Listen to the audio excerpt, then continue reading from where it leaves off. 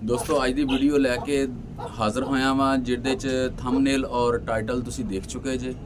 बहुत ही आसान और सिंपल जिहा वा और उहदे लई कुछ दिन मैनूं इंतज़ार करना पिया क्योंकि बच्चे निकले हुए सीगे। वीडियो काफ़ी देर दी लाउण दा सोच रहा सीगा लेकिन बस ना कोई प्लैनिंग नहीं सी बन रही। मैं कहा भी अमलन दोस्तां नूं नाल दिखाया जाए ताकि कुछ चीज़ां बोलन ना समझ लग जांदियां ने, कुछ चीज़ां दोस्तां नूं देखण नाल प्रैक्टिकल दे विच जिहनूं कहा जांदा वा ਉਹਦੇ ਨਾਲ ਸਮਝ लगती है। अस्सलाम वालेकुम वरहमतुल्लाहि वबरकातुहू। उम्मीद है सब दोस्त बुजुर्ग भाई खैरियत नाल होणगे और अल्लाह पाक दे हजूर दुआ है कि मालक सब नूं अपने हिफ्ज़ो अमान च रखे। दोस्तों मेरे चैनल ते नए जे तो चैनल नूं सबसक्राइब कर दिओ, बैल आइकन दबा दिओ ताकि मेरी हर आने वाली वीडियो तमाम ही दोस्तों तक पहुँचती रहे।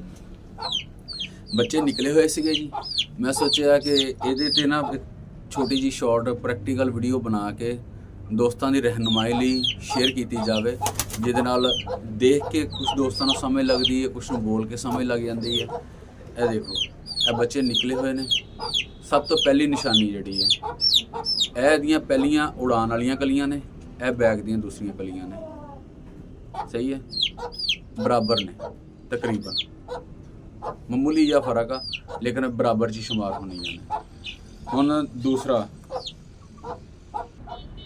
यह देखो यह उड़ान वाली कलियां, यह बैग दी कलियां, काफ़ी फर्क है इन्हां और छोटियां वड्डियां ने। सब तो पहली निशानी यह आ गई और दूसरी निशानी दोस्तों के नाल मैं शेयर करदा वां जिहड़ी कि वाज़िया तौर पर सामने आन च थोड़ा जिहा टाइम लग्या 15 दिन का, और उहदे विच दूसरी है चीज़।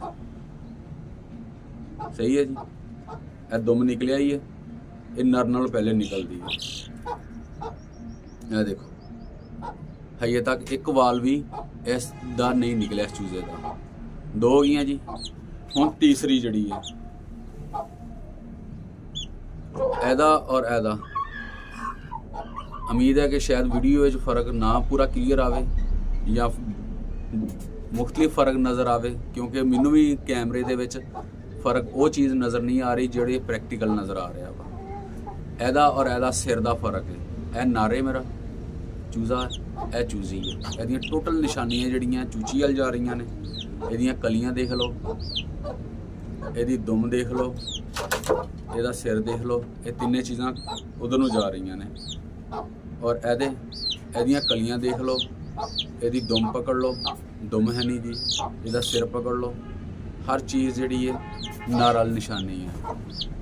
और यह जिहड़ियां चीज़ां ने ये पहले दिन तो ही चूजे विच जिस तरह ही चूचा कलियां शुरू करता वा उत्थे ही डिफरेंट पता चल जाता। मजीद जिहड़ा वाज़िया निशानी लई तैनूं 15-20 दिन इंतज़ार करना पैंदा है, जिहदे लई यह चीज़ां जिहड़ियां वाल ने उन्हां दे पर निकलने शुरू हो जाते हैं और इन्हां दे विच वाज़िया फ़र्क महसूस होंदा वा। यह देख सकते हो दोनों ही तस्वीरां जिहड़ियां ने वो दोस्तों नाल वीडियो दे विच दिखा रहा हाँ मैं, और वाज़िया फ़र्क है।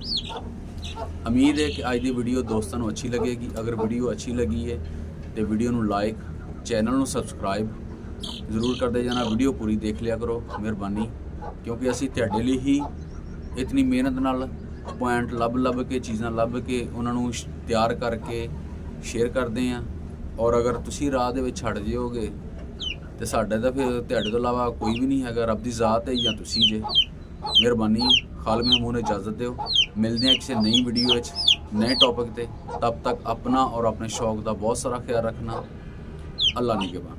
एक चीज़ मैं दसनी भुल गया सीगा कि ये साड़ी जिहड़ी मुर्गी पिछे जी दी वीडियो लाई सीगी, ये आंडे साढ़े ज़ाया हो गए सी। मतलब आंडे बच्चे को डिग गए सी, टुट गए सीगे और सिर्फ 4 आंडे बचे सीगे। 4 दे विचों एक दा बच्चा विच मर गया, एक आंडा खराब निकलिया और यह 2 बच्चे सिर्फ 14 आंडियां चों 2 बच्चे। 10 आंडे टुट गए सी बेटे कोलों डिग के। अल्लाह ने